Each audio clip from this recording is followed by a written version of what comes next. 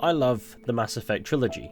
Andromeda not so much, but you know, this game has its secrets too, and while I didn't want to taint my trilogy secrets videos with Andromeda secrets, I thought it was worthwhile visiting this game to find 10 secrets of its own. As it turns out, this game has plenty of those, and in today's video, you can expect us to be exploring 10 secrets in Mass Effect Andromeda that many players missed. Why? Because no matter how old or irrelevant a game is, its secrets are fun to explore. Well, at least they are to me. And when it comes to content creation, I'll either make you enjoy what I enjoy, or I just won't. But I'm still going to do the things I enjoy. Before we get started, brief disclaimer, the title isn't intended to insult anybody's intelligence. I'm sure there are many of you who have found these secrets, you know about them, and you may know them to a greater degree than I. Of course. But there are still going to be many players who blast through games and don't pay attention to the small details. This video is for all audiences, so whether you find yourself learning about things in this game that you didn't know about, or if you're just taking a stroll down memory lane, it's fair enough. Please enjoy this video, and in failing that, I used the Nomad to draw a penis. Alright then, let's begin. For secret number 1, we're going to start off aboard the Pathfinder's ship, the Tempest.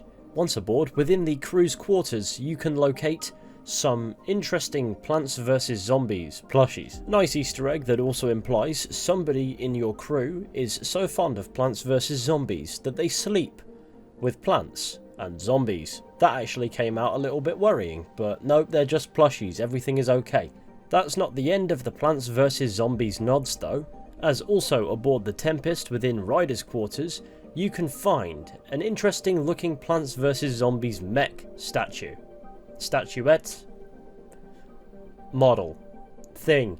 This is an imp from Plants vs Zombies Garden Warfare, but it's not just any, it's the Z7 imp, which was a Mass Effect themed pre-order bonus for the game. Capable of dealing incredible damage with its Zomni Blade and Z8 Avenger, and Z7 is obviously a spoof of N7, the famous designation that's iconic in Mass Effect. So Mass Effect officially has an Easter egg that references an Easter egg to itself. Secret number 2 takes us to the Nexus, specifically to this spot on the map, just outside of the tech labs. It's here where, printed onto a wall thing, you can read C137. If the internet is to be believed, this is a reference to the name of the home dimension in Rick and Morty, which I don't watch, so I can't exactly explain how it works, but supposedly in that series, it becomes increasingly unclear as to whether or not that's the dimension in which the plot is taking place, which could be a nod to Mass Effect Andromeda possibly taking place in a parallel universe. However, I think it's just writing on a wall. Secret number 3 is the fact that SpaceX exists in the Mass Effect universe. In Ryder's quarters aboard the Tempest, you can find a model of a SpaceX shuttle next to where your pet can go. Upon investigating this, you can also read a codex entry that reads as follows. In the early 21st century, a private company called SpaceX pioneered efforts in sustainable space travel by developing a reusable launch system. It revolutionized the field as the first entity, government or private, to successfully launch and then safely recover an orbital booster rocket intact, allowing it to be reused in future launches. Reusable hardware placed lower cost, sustainable space travel within reach. Galvanized by SpaceX's achievements, a renaissance in space exploration followed. Reusable launch system technology later became pivotal in establishing the European Space Agency's first permanent settlement on Mars, Lowell City, in 2103. This canonizes SpaceX in the Mass Effect universe, and implies that they aided in establishing Lowell City on Mars. For secret number 4, if we head to Eos donning N7 armor, which as we know is an iconic rank within the Systems Alliance military, which is effectively the highest level of special forces humans can get, and head to the settlement of Prodromus, which we helped set up at the beginning of the game, and speak with Mayor August Bradley. Whilst most characters will completely ignore the N7 armor you are brandishing, he certainly won't. Careful wearing that. Excuse me? The N7. That's not something you just put on. Might want to think about that. You have experience with the rank? I served with a couple. The people who were in 7, they earned it. I served in the Alliance too. Peacekeeping. Well, thank you for your service. What's that mean? Not a thing. Thank you. Thank you more as Pathfinder. I didn't put this on without consideration. I need protection. It didn't seem right to alter it. Fair enough. We all understand necessity, when there's no choice. I'm not saying take it off. It was your father's, wasn't it? That'll get you a pass from most people. We stay out of people's grief. This sustains the weight of Mass Effect's N7 emblem, but it also adds depth to it. It shows how revered soldiers wearing this emblem are and how proven they are in their proficiency, and as a result of that, it's not a badge one should don lightly. Secret number 5. When you've completed the game without spoiling too much, you can receive numerous emails congratulating you for your accomplishment. Several of these messages come from characters with names bearing similarities to Dragon Age characters.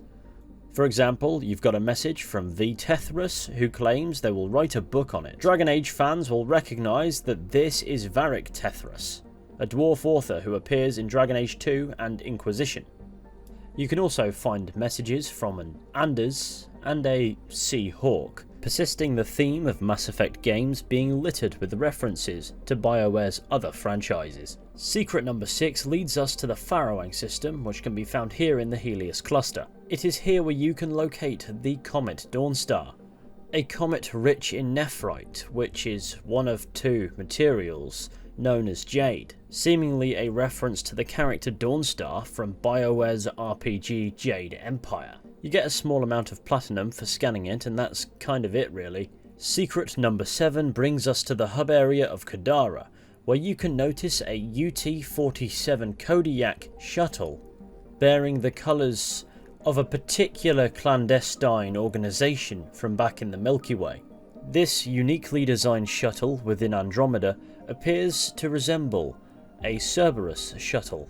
This could mean a branch of Cerberus has made its way aboard the Andromeda initiative, however, this seems a bit too on the nose. There is nothing else that suggests that Cerberus might be physically present within the Andromeda initiative, and it's not like they've trademarked the colour yellow, so it could just be a coincidence in canon, but considering this shuttle taking off is uniquely marked within the game, I'm willing to believe that it was intentionally done. I may be giving Andromeda just a touch too much credit here, but there were certainly a fair few players who noticed it. So what do you think? Is this a Cerberus Kodiak or just one that's coincidentally marked with yellow paint? Whilst still on Kadara, we can locate secret number 8. As within a cave that should be quite easy to find as it's literally the only one on the map, we can find the collective base. Depending on what quests you do and how you do them will judge whether or not the occupants of it will be hostile. However, if they aren't, you can find a Salarian at a console and, well, you know what to do. Please, I'd rather you not touch that. Did you hear what I said? Hands off. Seriously? Someone says don't touch that, and the first thing you do is touch it.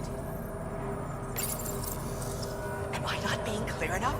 Stop touching that. It's killing you, isn't it? You gave up 600 years, came all the way to a new galaxy, and now you really want to know what that does. You're thinking, maybe a Thresher Maw will pop out if I just pushed hard enough. Maybe it's a 3D holo of the new Blasto vid. Blasto versus the Scourge. Go ahead. Touch it one more time.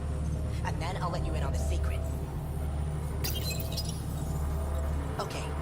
One more to make sure you really want it. Right. So every time you push that button, there's a 50-50 chance a prisoner in the next room dies from electroshock. And yet you did it again. Good thing I'm kidding. It doesn't actually do anything. This is Kadara.